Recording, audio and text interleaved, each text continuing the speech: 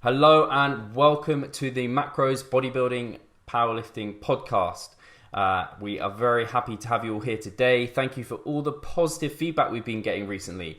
Been absolutely loving it. We're doing our best to get on some really high quality guests and having entertaining and really informative chats with them. So all of your kind words are greatly received. And if you want to be even kinder, please leave a review for the podcast. Give us a 5 out of 5 star rating because you know we're worth it.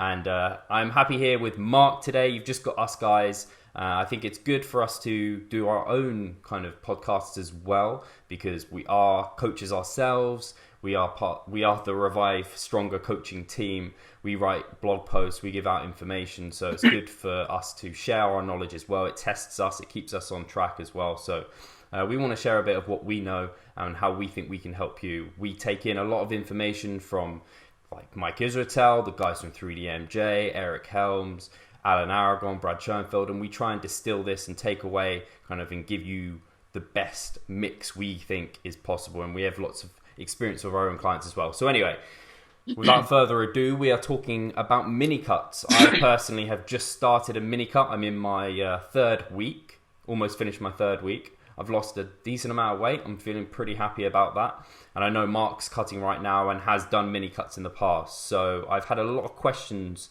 come in about mini cuts and how to set them up, like what I do and things like this, because they are very effective and we really like them at Revive Stronger. So Mark, hello, and what's your definition of a mini cut?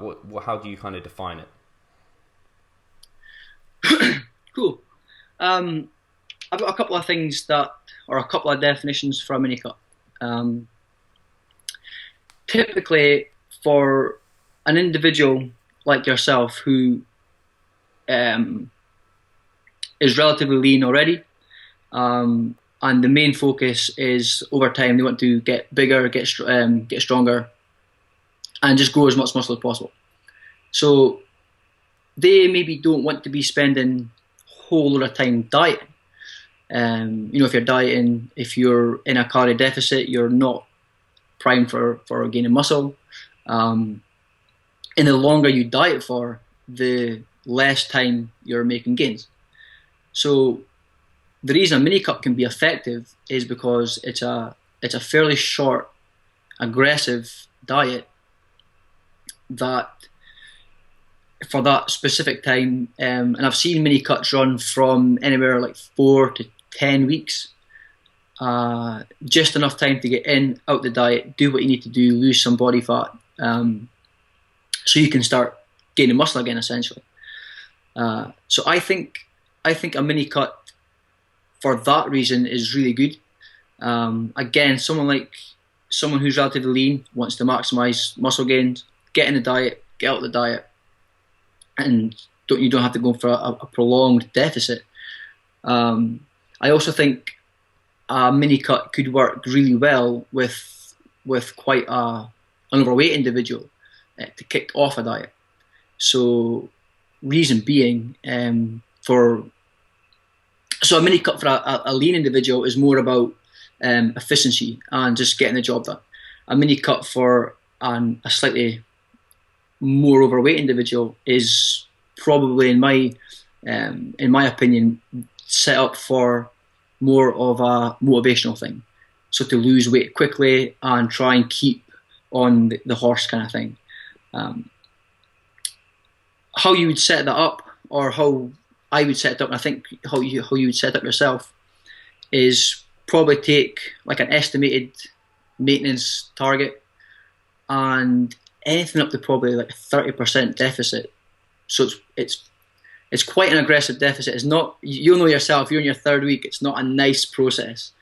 It's aggressive, it's designed to be aggressive. We want to lose as much fat as possible, but then there's also muscle retaining things to think about there as well. Mm-hmm. So protein, we'd probably shoot for slightly higher protein targets than you would in a maintenance phase, or even in a dieting phase, push protein a little bit higher. And I guess both for muscle, to retain muscle, and satiety as well. Like if you're setting up a mini cut, if you're going to be serious about getting through a mini cut, then I think keeping satiating, keeping hunger at bay is probably just as important as anything. And but yeah, I think that's how I would define both, because I see mini cuts as two separate things, and that's probably how I would say to set up either. Yeah, I completely agree in that the mini cut, yeah, it's basically, the way I see it is it's as aggressive as you can get with a dieting phase without risking muscle loss. So you don't at all expect to lose muscle during a mini cut, but you do expect to lose a lot of fat. It's not as aggressive as something like Lyle McDonald's rapid fat loss diet, where it's like a protein sparing modified fast in which you eat like just protein and tons of it and veggies and no fats and carbs and supplement for all your kind of micronutrient needs. That in itself could probably risk muscle loss. You won't be able to train as effectively because you haven't got the carbohydrates in there. So the mini cut is really, you're trying to hit on that kind of upper end of the maximum rate of loss, which I think me and Mark will probably agree that for the most part, on average, it's probably going to be about a 1% loss of total body weight per week. And then you do that, yeah, for the 4 to maybe up to 10 weeks, depending on how you set things up. And at the start of the mini cut as well, because you are, like you said, you're going to, and people have commented, don't you just lose like water and glycogen, and is there any actual fat loss? Well, yeah, initially you're going to see a lot of that come off. So the first few weeks you might see up to maybe a 2% body weight loss per week, probably in the first week. Should kind of come down to maybe a 1.5 or 1 in the second week. And this is going to depend on how big you are as a person, and kind of how much kind of carbs and water you've been taking in prior. Because if you've come from a bulk into a mini cut, which I wouldn't necessarily recommend, I'd recommend maintaining before going into kind of a cutting phase. But if you were to do that, you'd be losing a shed load of glycogen, a shed load of water. Because as we know, 1 gram of glycogen stored in the body stores 3 grams of water. So that's a big kind of deal. So we kind of defined it. It can be used for anyone. I think mini cuts are useful for anyone. It's either a mini cut into a longer progressive cut, as you said, which, yeah, it's great for client buy-in because they see really quick results week in, week out, and they're like, yes, this is working. And then you progress them into a kind of a more gradual approach into a diet. And then, yeah, for someone like ourselves who are kind of, we're lean, we're not needing to lose loads of weight, it can just kind of allow us to then go into kind of potentiate our muscle growth in future, because a lean individual is going to grow more muscle than a fatter individual. And kind of, we want to get into that golden body fat range, which is like 8 to like 16% for males, and then females can basically add 10% on top of that. And that's a good range for a natural bodybuilder or just athlete who wants to grow muscle to be within, because you're nice and your muscles are insulin sensitive, they're going to want to grow. And even as an advanced athlete, that's kind of the range you want to get in and not kind of go too much outside of that. So if we go into initially setting up the diet, and you already started with the nutritional aspect of protein being kept high, I think a good recommendation in general for what I go for is 1 gram per pound is nice, which generally creates some buffer, because generally we can set protein by lean body mass, but most people doing kind of mini cut aren't massively obese. But if they are, then we can use the lean body mass approach, which I like to go for 1 gram to 1.4 grams per pound of lean body mass, which is from Eric Helms' kind of natural bodybuilding recommendations for getting shredded basically. And yeah, like Mark said, you get the benefits of not just the kind of protein sparing effects. And if it's protein sparing, then it's kind of muscle sparing, because the amount of muscle that you're going to lose is kind of MPS, muscle protein synthesis, which is the growth of muscle, minus MPB, muscle protein breakdown. So the more MPS we can provide against this MPB, the better we're going to be. So by having slightly higher protein, we can defend against this slightly better. And then you also talked about satiation, protein being the most satiating macronutrient, important during a dieting phase. It's really important because, especially in an aggressive dieting period, hunger is it sucks. Like, I'm hungry a lot of the time right now. My energy levels aren't actually too bad because it's not like I've been in a diet for a long period of time. It's mainly just the hunger aspect. So my protein came from like maintaining intakes of 180, which was just over a pound, actually around 1 gram per pound, and now I'm on 200, which isn't hugely high, but it's pretty high for my body weight. So what about carbohydrates and fats, Mark? How do you see these? Do you kind of set fat and carbs differently for a mini cut? Yes. Okay, in a mini cut for that short blast of time, then, well, I mean, I guess it's individual to some extent, but I would definitely have recommendations on this to the individual. One being, like you talked about, energy levels. So, if we're going to want to train a certain way, so with a certain intensity, so we need energy, and the best thing for that is going to be carbohydrates. So even with a fairly aggressive diet, you're still going to want to have as many carbohydrates coming in as possible. So whereas in a normal kind of diet and setup, you might kind of set protein and fat and then kind of fill the rest with carbohydrates. In a mini cut, I'd probably be more inclined to have quite a lower fat intake for that time, just to kind of get that carbohydrates up. I can't really. I don't really think there's nothing wrong with a really low fat intake for that period of time.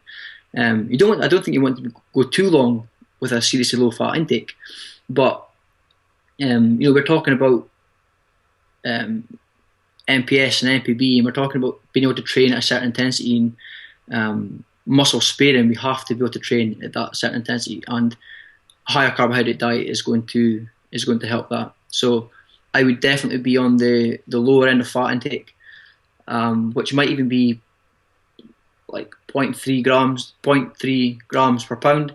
I've seen I'd go lower on some occasions if people were happy to do it.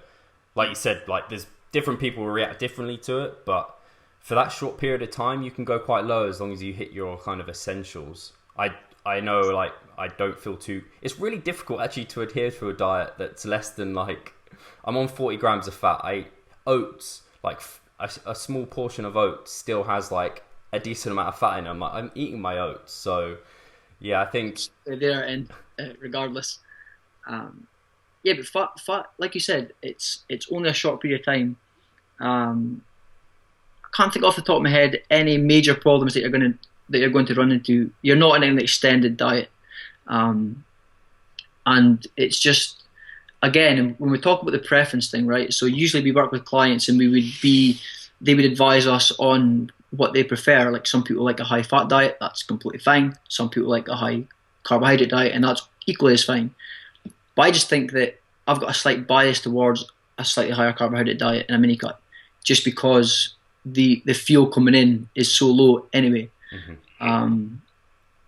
And it's absolutely the body's most preferred source of fuel is carbohydrates. So I would definitely be inclined to push the fat down, get as many carbohydrates in there as possible. And especially people don't consider the kind of fiber is important during that phase. It keeps you full. That comes from your carbohydrates, and also micronutrients from carbohydrates. They're important. So your fruits, your veggies.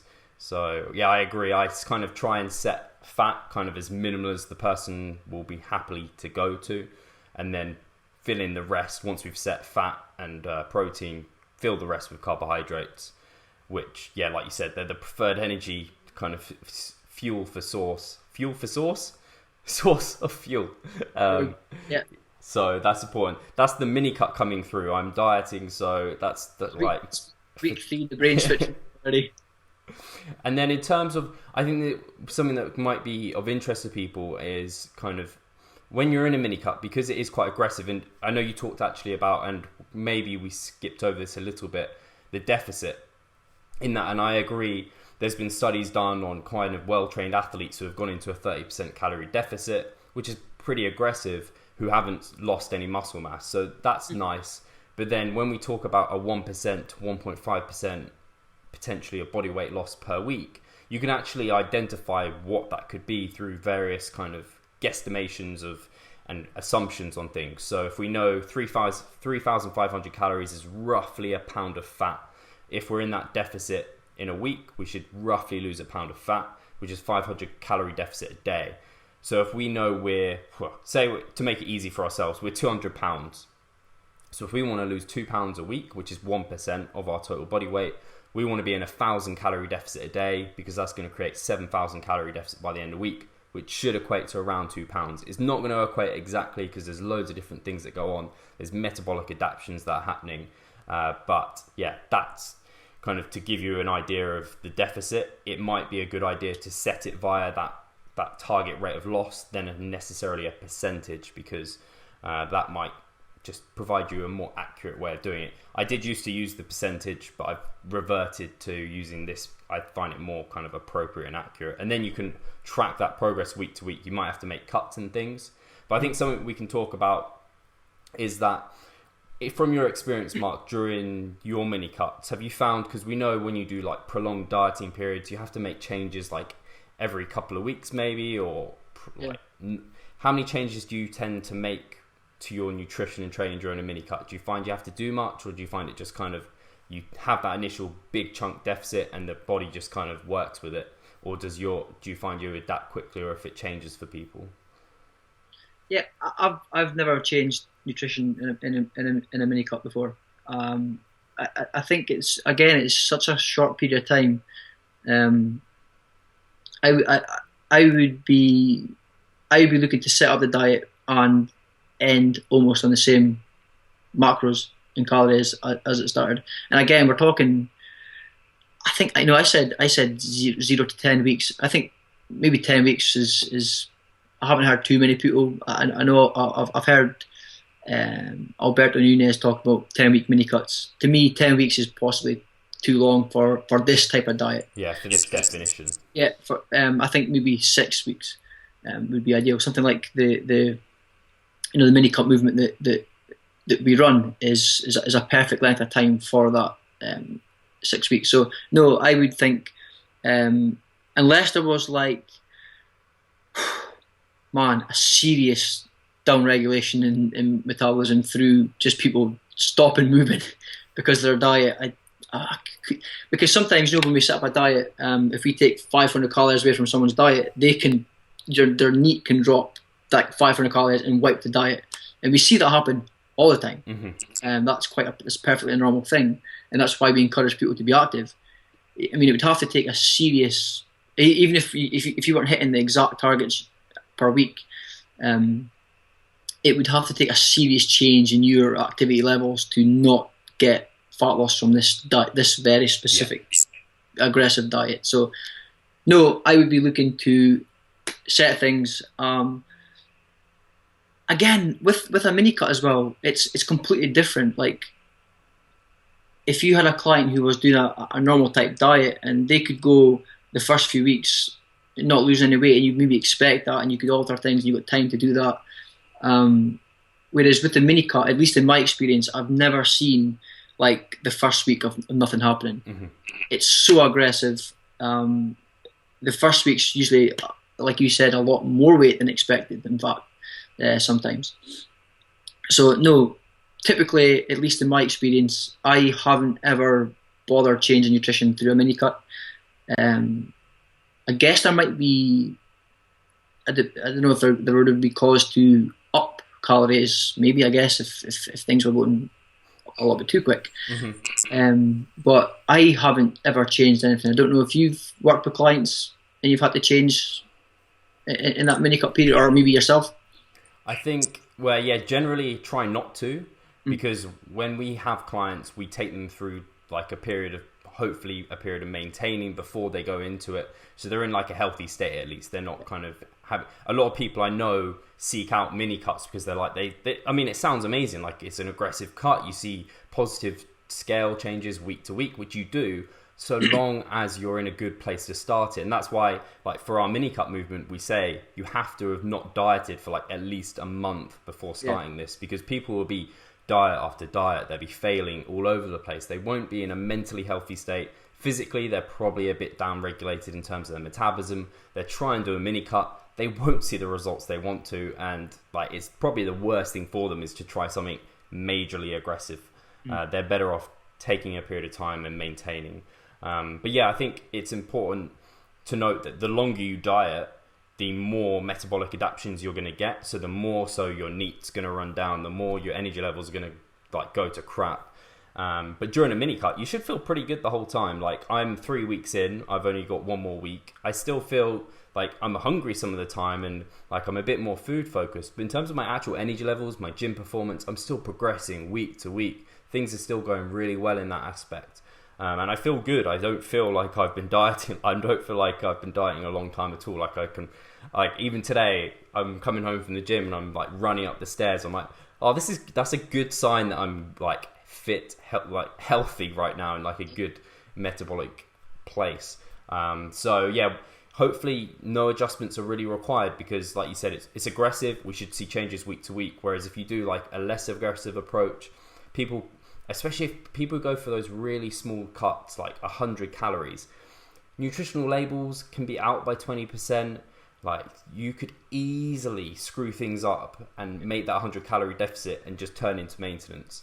And I think that is something that's important, because yeah, too many people go for those tiny changes, and sometimes you have to be a bit aggressive, like with gaining weight and with losing weight. The body is great at homeostasis. It will just adapt to what you give to it to an extent. So you have to kind of not shock the body, but you have to kind of cause enough of the change for it to react and go in the direction you want it to.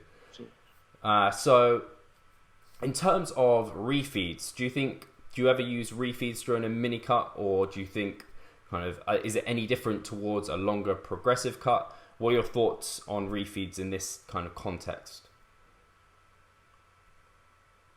I think like everything, if it gets you through the mini, depending on how lean you were as well, I guess, how much weight you wanted to lose, and the only thing I can think about the refeed would be useful for is just to give you like that mental break of dieting, and be able to fit in some social kind of stuff with friends and family. I know for example, if I'm doing something like that, any dieting phase, whether it's a mini cut or a prolonged diet, then a refeed, if I know I've got that coming up every week, I am just a million times more likely to stick to it. Bearing in mind that if we're taking our calories over a net period of time, then you might have to go a little bit lower for 6 days to enable that refeed to yield hopefully the same results. It can definitely be set up with a refeed. Mm-hmm. I think I guess it just, with the refeed, it definitely would come down to like a personal preference thing. Some people might want to eat that couple of 100 calories extra a day, or 100 calories extra a day, or whatever it is. And some people might want that 1 day of like I can relax, I can go with my wife, I can take my kid for like some ice cream and stuff. So I think on the refeed side, I think refeeds they almost get kind of thrown around like some kind of magic tool sometimes, like for 100%. People expect to see, and to be honest, if I'm going to be honest, and that's who we are. It wasn't all that long ago where I thought that if I had a refeed once a week, 1 day a week, it was going to somehow upregulate leptin, and I wasn't going to feel hungry, and the diet was going to be easier. Whereas now we've got more of an understanding that that's probably just not the case, and we need a hell of a lot more time than 24 hours of higher carb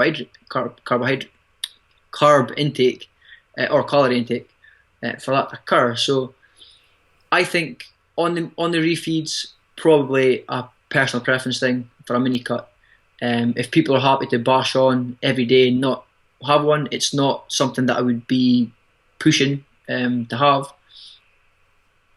In other words, if they felt like during the working week they could handle a little bit less calories because they're active and they're distracted, and they want to have that day or maybe even 2 days of higher calories, then that's cool as well. So long as we've got that quite aggressive net balance, then yeah, refeeds can work awesome in a mini cut. Yeah, I think we already touched on it before, at least you did, in terms of setting fats and carbs, in that adherence is really important. So if they're going to adhere by having a slightly different balance to what we'd recommend, then as long as adherence to calories and protein are in place, pretty much you're okay. So the same with kind of having that refeed. And I'm the same. I used to, different, like, during my time in this industry, my knowledge has improved and improved. And over time and experience, you realize things and you actually understand the whole concept behind them. So like refeeds, I used to I did think they were almost magical. Like they somehow caused fat loss. Like if you're not losing weight, maybe it's a refeed that will cause you to lose weight. When in reality, like when you think about it and you distill it down, just like a certain diet isn't magical. It's down to those calories. It's down to the inputs. It's just a day of, well, for us, we define it as refeed as like a day of maintenance, as a day not dieting. And that could consequently lead to a reduction in cortisol. It could lead to, well, it should lead to glycogen replenishment, which could upregulate performance in the gym. And it should short-term reduce leptin, but it's not going to have... And leptin, for those who aren't aware, is like the hunger hormone. So it provides satiation. When you have more leptin, it's a good thing. Your fat cells produce leptin. The more fat cells you have, the more leptin you're getting produced. So, and carbs have the biggest impact on that, which is why you upregulate carbs. So I think, yeah, we could go on a huge ramble and tangent about refeeds right now, but we're trying not to. And if people want to hear about that, then ask us and we'll do a ramble about refeeds. But for the context here, it's really adherence. That's the main benefit of having a maybe dropping in a refeed is psychological adherence. And now when I do a mini cut for people, I'm kind of like, right, do you want to have a refeed? Or maybe you can split that refeed over 2 days, over the weekend. Do you want any cycling your calories, or would you just like a level higher intake standard across the week? I could see it beneficial potentially during a mini cut, or just generally calorie cycling if you did train infrequently in the week and had some really big training sessions. But for the majority of our clients, for the majority of people listening to this, you probably train fairly frequently throughout the week at a fairly set, like level intensity, and at the weekend you just want to relax a bit more, and it's probably fine to have either equal intake or like a slightly higher one at the end of the week. I just wouldn't necessarily really restrict any days to being very, very low, especially like you don't want to bring protein too low any days. You want protein is always going to be level day to day because our bodies can't store that. So if we don't provide our body protein one day, it will take our own. Right, what have we covered? We've covered basically how to set up the mini cut from the start, from the get-go nutritionally. We know that people, when they come towards a mini cut, they want to be in a healthy state. They don't want to be like unhealthy. It can work for people who are trying to just lose a bit of body fat to get into that lean percentage so they can be efficient for muscular gains. It can work for kind of quite overweight people who just want to kind of see really good results quickly, and then I will go into a longer, more progressive diet. And something actually I think you touched on slightly there was to do with the refeeds, was in terms of how lean someone is. And I think that's important to talk about, because for someone going into like a contest prep, this aggressive mini cut approach probably ain't going to work for them. And I'm going to cough. Sorry. So if you're on really low body fat percentage, losing a percentage each week is probably too much for the body to take. You'd probably move down to like 0.5 or even below. So apologies. So when we talk about, we kind of got the nutrition there. What about training? How would you go about setting up the training for your kind of mini cuts? How would it look differently to like maintenance or muscle building? Cool. I think just like we spoke about before with the kind of MPS, MPB, balance there. You want to train, or just like you want MPS to be greater than muscle protein breakdown, you want to train like you're gaining muscle, and that's in any diet in phase. I sometimes see people concerned about maybe not being able to lose some strength, or their 1 rep maxes go down within diet and stuff, and sometimes wonder why that's the approach in a diet. Like the one thing that's going to prevent muscle loss is actually using the muscles, training like you're trying to gain muscle. So you should have a program that's set up pretty much like it would be in a hypertrophy block.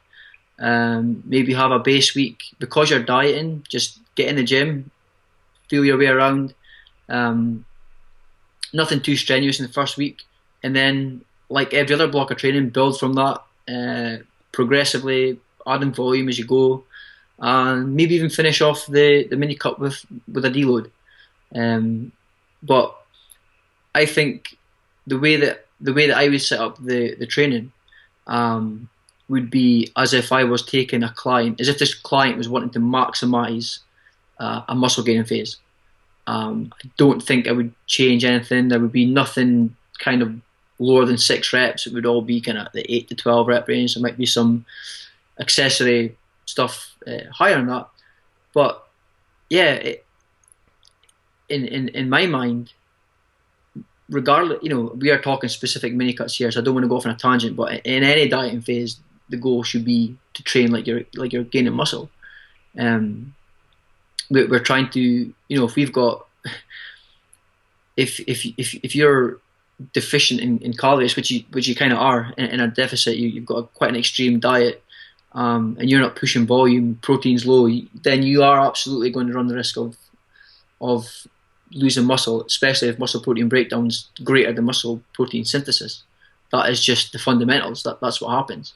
We want to offset that. We want a nice high protein diet coupled with a progressively a training program, progressing volume week on week, just like you would in a hypertrophy block. Yeah, I completely agree. Especially with the idea of training for muscle growth. I think a lot of people think about, retaining muscle means I need to retain strength, but a lot of characteristics within strength aren't related to muscle size, like there's neurological adaptations and things like that. So it's important to, and also not to think about fat loss for your training. So I used to think of like fat loss circuits and things like this. I used to do like HIIT and circuit training to try and burn the fat. Yeah, think about your diet as burning the fat. Think about your training as maximizing muscle retention.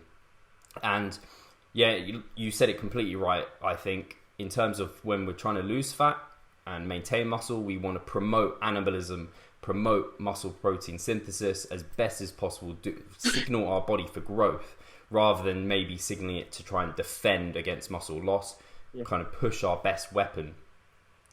And I think something that happens that's different in a mini cut towards kind of a longer progressive diet is that you can actually maintain your performance pretty well.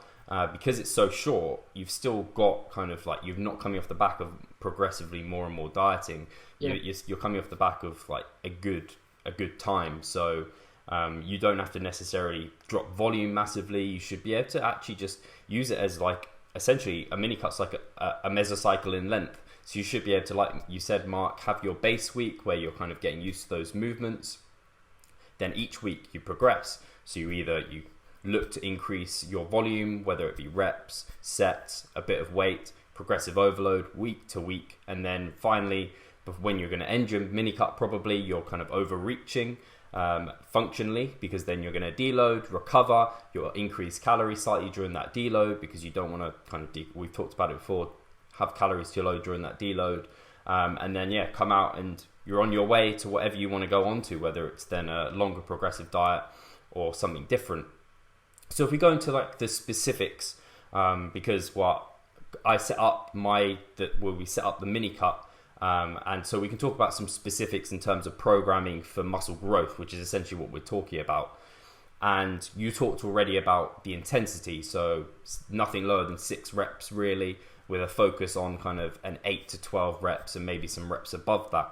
And that's specifically because this rep range is a good balance between, it's good intensity, because the more intensity you use, the better kind of signaling for muscle growth we get. But we have to have enough volume. So if you go too intense, you can't get enough volume. So there's a good balance between the two in which they meet kind of nicely. So that kind of 8 to 12 rep range is where we're going to focus on.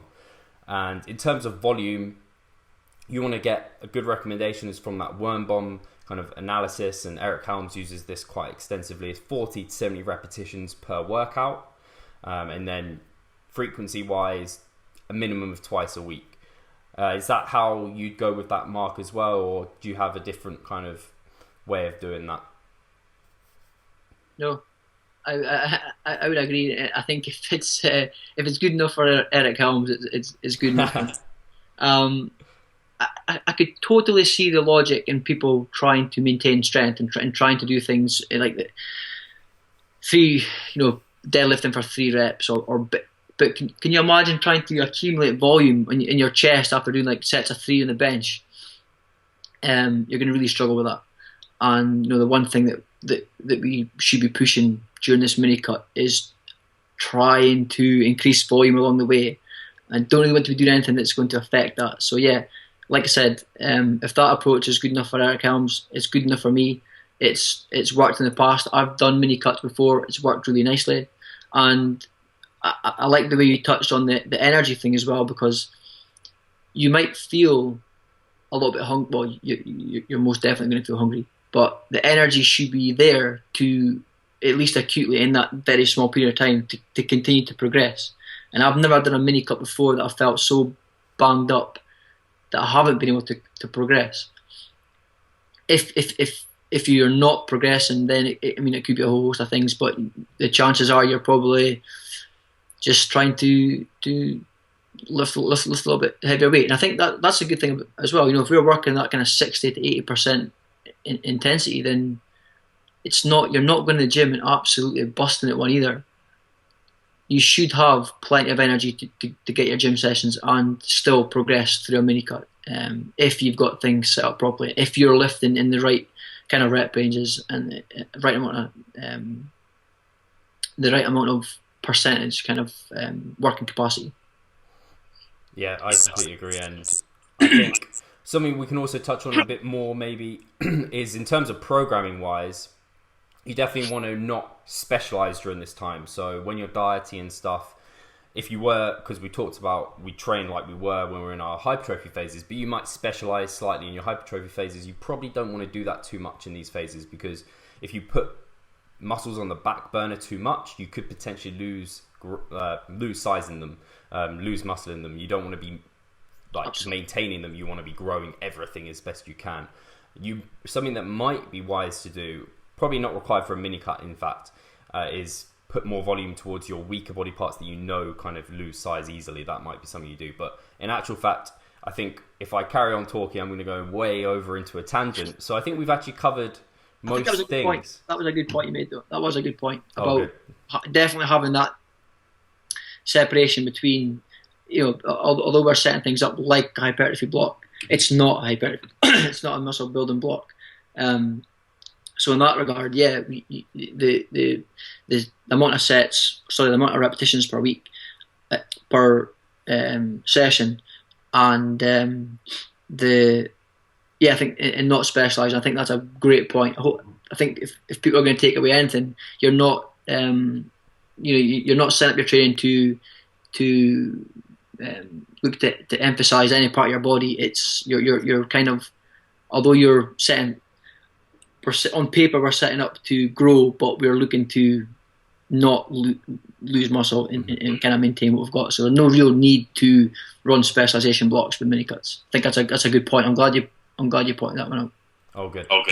And actually, you've made me remember something I wanted to bring up in terms of the strength, because I could see why, especially as like a powerlifter or a strength athlete, that you would be concerned about maintaining strength. And what I'd put to you is, why are you trying to lose weight during your strength training periods? Why not have planned your nutrition and you're training, periodize them together, and actually lose weight while you're in your hypertrophy work capacity phases, when you're doing higher volumes, that's more stimulating for muscle growth. And then when you're actually trying to peak, when you're trying to build strength, maintain weight, or maybe be in a slight surplus if you want to do that, but don't try and lose dramatic amounts of weight when you're training for strength, because you're just not going to see good things happen there. So yeah, I think in those cases where people are concerned about strength, I think you just need to have a better periodized approach overall. I think that's quite important. Something else I wanted to touch on as well was actually in terms of, because we're talking about coming from kind of maintenance phase, which is kind of strength training, low volume, then we're coming into this higher volume phase with our training. It's kind of hypertrophy dieting.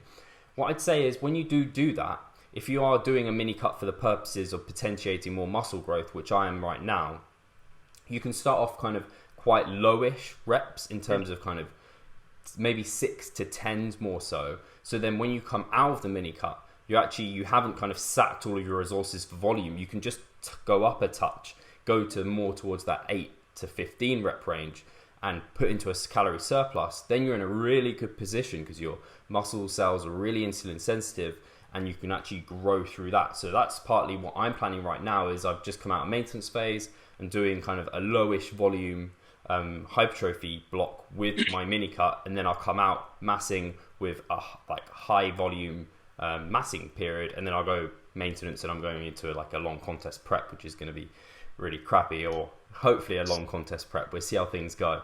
I don't think I have anything else to add on that. I think that pretty much covers, hopefully, everyone's questions. Maybe, and I'd say supplementation doesn't really change during a mini cut if that's something people wanted to think about. I'd say you'd still take your creatine as normal. You'd still take all of those beneficial things. You might increase your caffeine slightly because you're dieting and it is quite aggressive. So maybe you increase your caffeine a fair amount. I know I've actually been all right. I've been sticking to 1 coffee a day at the moment. So it's been holding me. I went caffeine nuts on a mini cut. It's almost like, as soon as I go on any diet, it's all I can think about is getting some Monster, the no calorie Monster. I'm starting my day with that stuff sometimes. With supplementation, I guess the one thing you could maybe do is, because fat's lower, if you're taking 6 grams of fish oil a day, you might take 1 or 2. And then you might take an extra multivitamin, I guess, to cover the kind of basis of the micronutrition. But yeah, that would probably be the only significant changes. Yeah, I think food composition becomes much more important during a kind of aggressive dieting phase, because we talk about that 80 to 20%, 80% good, 20% junky. And I got to be honest, during going from I was on over 3,000 calories maintaining to then 2,000, because I'm looking to lose a lot of weight quickly and aggressively, I haven't really been eating any junk. It's kind of no. So yeah, all those little things, when you do take a more aggressive approach like this, because you might be sold on it, you might be thinking it sounds amazing, and it can be really good, but the more aggressive you are with your dieting, the more you have to be on point with everything. Food composition, you have to eat really well. You have to make sure you're getting your fiber, micronutrients, getting those essential fatty acids. You can't be a dickhead basically and just eat Burger King and McDonald's and whey protein. You're gonna screw your body up. Food choice is absolute. It's up there with, it's the most important thing with a mini cut. You've got, my wife comes home with certain biscuits and cakes from the shop. Sabotage. She enjoys that. There's no way. If I'm in a mini cut and I'm quite an aggressive diet, there's no chance I'm going to have a piece of chocolate is that size for 200 calories. It's not happening. You've absolutely got voluminous foods, and it's really funny, and we'll talk about it just because we're talking about it. It's amazing it's amazing what your plate looks like in a mini cut. You go from things that you would never think about. So in a mini cut, I'm throwing egg whites and copious amounts of salsa, jalapenos. The pepper intake goes up, unbelievable. Protein fluff. I end up YouTubing like, you know, high protein, anything that's got kind of heaps of volume and heaps of protein. And yeah, it just becomes the food choices. It's half the battle actually. If you can just have a little bit of planning and a little bit of, let's face it, it's a little bit of common sense. Like we're trying to keep ourselves satiated here. If you can have a little bit of thought with your food choices, make the right choices, then 50% of your battle's won. There's no need to be unnecessarily restrictive in a diet. We know that. That's what we coach people. But for this very specific short period of time,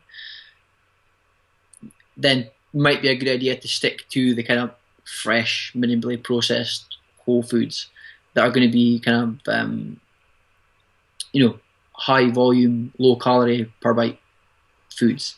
Absolutely, 100%. Those things aren't necessarily going to impact your body composition to a large degree, but the point we're making, and we have to make this clear because we're not saying, because if it fits your macros, gets kind of 80% of the job done. Yeah. But that other small percent could mean that you don't make that 80%, i.e. if you're not eating foods that keep you satiated and full and promoting good gym performance, you might end up binging, you might end up breaking the diet. So they're kind of inadvertently setting you up to hit that 80% much better. They're going to help your adherence. So like if I take you through a typical day for me, you'll see I eat a ludicrous amount of veggies. There's just and I'll be really pleased. Like my dinner tonight is lentils, what have I got? Lentils, low-fat sausages, and then cauliflower and just any veg basically I can get my hands on.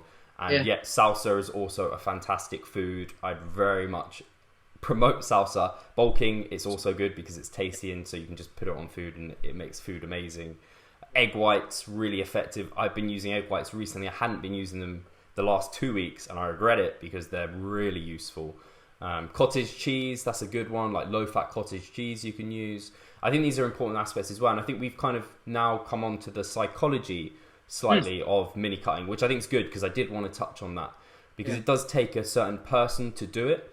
Like anything aggressive, you have to eat like an adult, which hopefully people realize what that means because I know there's a lot of adults who are obese and overweight, but like eat sensibly.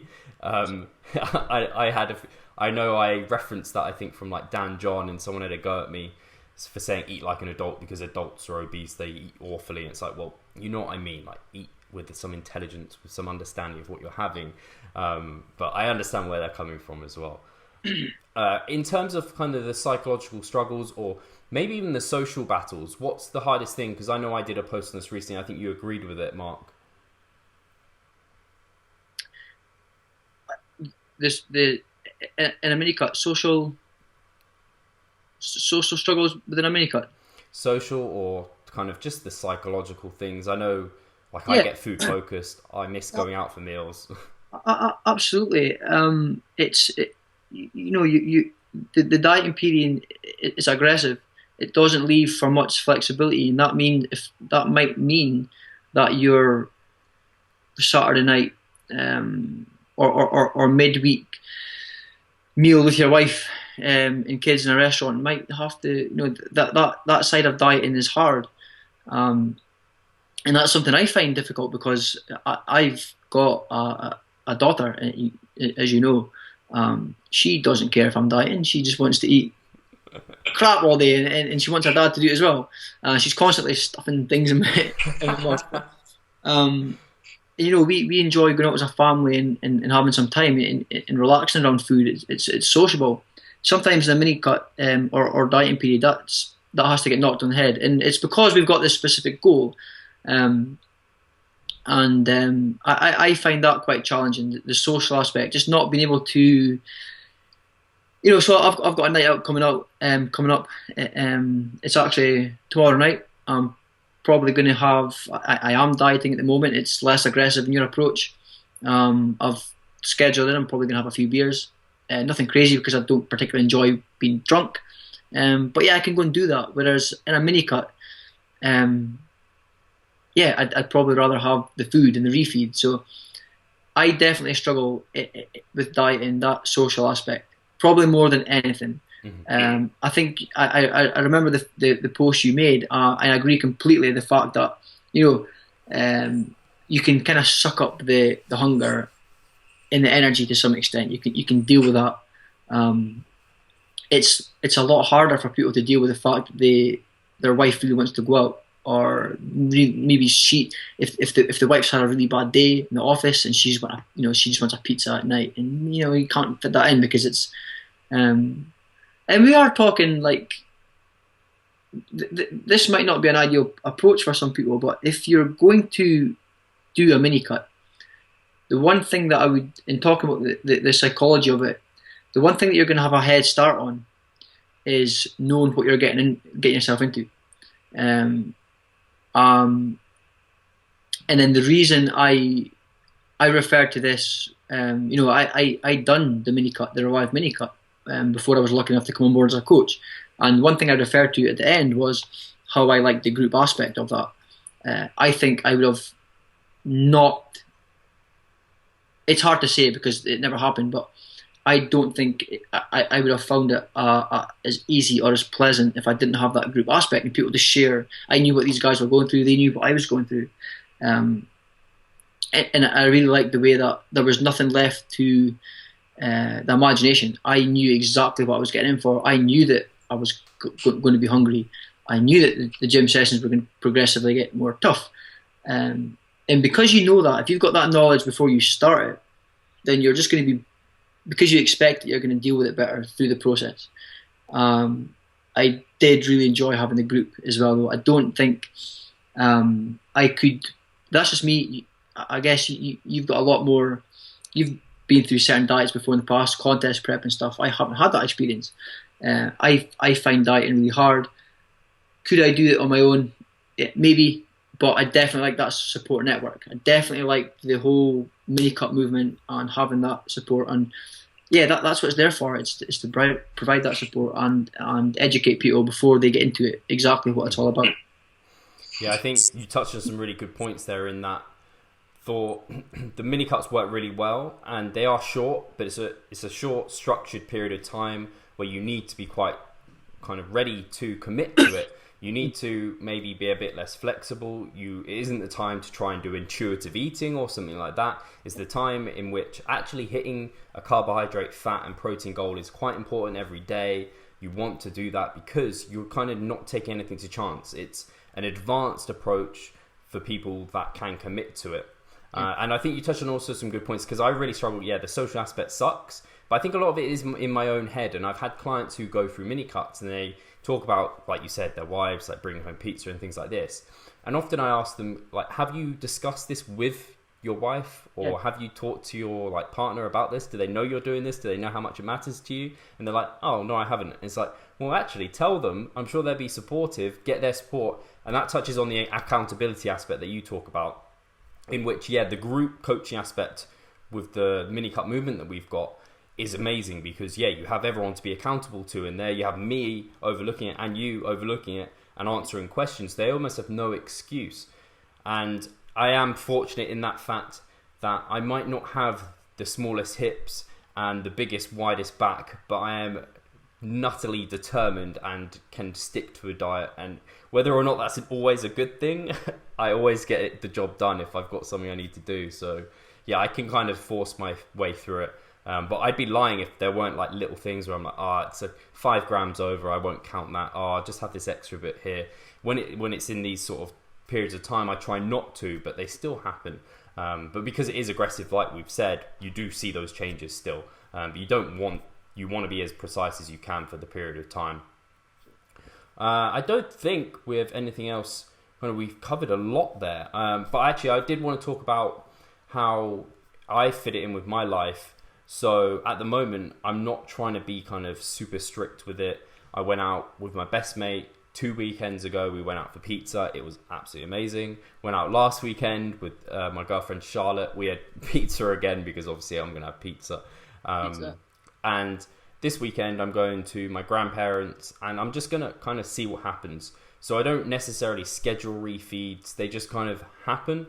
and I just get on with it. I don't stress about it. That's kind of what flexible dieting was anyway. That's what we promote. And then you get back to the aggressive dieting when you can. You get back to your structure, and you realize these small little blips, as long as you don't turn them into binges, aren't going to kind of scupper too much progress. Yeah. So is there anything else you want to add, Mark, or are you all good on your side? I think we covered a lot. Yeah, I'm trying to think. I think we're I think we've done okay there. I think that gives us a pretty good idea of what a mini cut is. Cool. Yeah, I think we covered a lot there. If you have got questions, feel free to drop us. We've got that free Facebook group, which is a good accountability source anyway, and we encourage people to ask questions, post in there. I'll put a link below so you can access that. It's basically called bodybuilding, powerlifting, revive stronger, macro counting, bodybuilding and powerlifting, revive stronger. Sorry, it's a bit of a mouthful. If you search any of those keywords, you'll be able to find us there. And I'd also say, message me or Mark anytime. We're happy to reply to private PMs. We're very open people. We just want to help more people, which is why we set up the mini cut movement in the first place, which I might as well just touch on briefly. We have talked a lot about mini cuts. If you are kind of like, wow, that sounds really up my street, I want to learn a bit more, or maybe you want kind of someone to take you through one initially so you can run them in the future, then the mini cut movement might be something for you, which is our group coaching service. And the next one's beginning in January, because of course, January, new year, everyone wants to start a diet. And what better way than get a head start with the mini cut. So if you are interested in that, I'll put a link below as well. There is an offer on at the moment. There's only a few spots available on that offer, so that will go quite quickly. And then anyone else wants to jump on board, please do. I don't want to spend too much time selling. So I think that's what mini cuts are. I'm enjoying it. I'm glad it's going to be over in a week, but they are really effective. I absolutely love them for keeping your kind of bulking cycles going over and over and over, but without you getting too fat. I also really like them for kind of getting people into a diet initially. Absolutely. So cheers, Mark, and cheers everyone for listening. Thanks, guys. Cheers, Steve.